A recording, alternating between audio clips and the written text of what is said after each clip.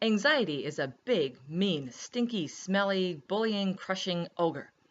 And when we live with anxiety, it feels like this ogre is always with us and is completely ruling our lives, controlling everything, all of our thoughts and our actions, and keeping us down. Believe it or not, this ogre does not have to forever live with you. It's possible to loosen him from your back, get him out of your mind, and kick it to the curb completely. It just takes some practice, and you have to know how to do it. It just takes some techniques and tools that you can use over time to gradually shrink that ogre, make him smaller and smaller, and then you can completely throw him away. I'd like to share with you some techniques, some specific research-proven techniques used by therapists, used by individuals that have been proven to be effective to get rid of anxiety. With each coming video, I'd like to share one specific tool, something that you can keep with you and practice to beat that ogre of anxiety. Today, I'd like to talk about one called putting anxiety in a box. With anxiety, this is specifically good, by the way, with generalized anxiety disorder. With generalized anxiety disorder, we tend to have those worries and overwhelming thoughts constantly rolling around in our head. They seem to consume us. We can't get rid of the thoughts. But really, we can't. What we want to do is gradually train ourselves to shift our focus.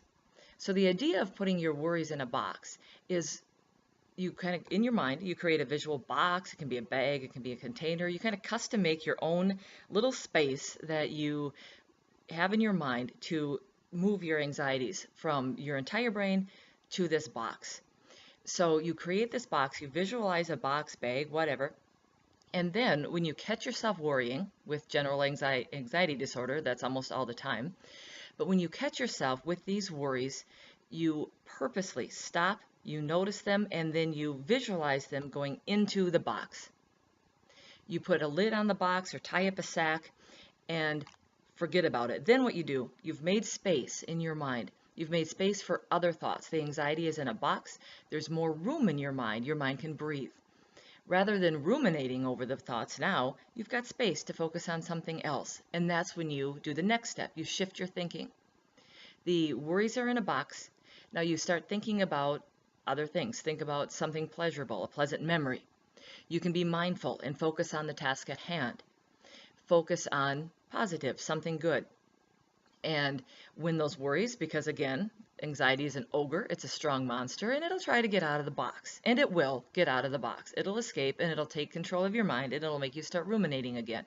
So you stop and you shove them back into the box.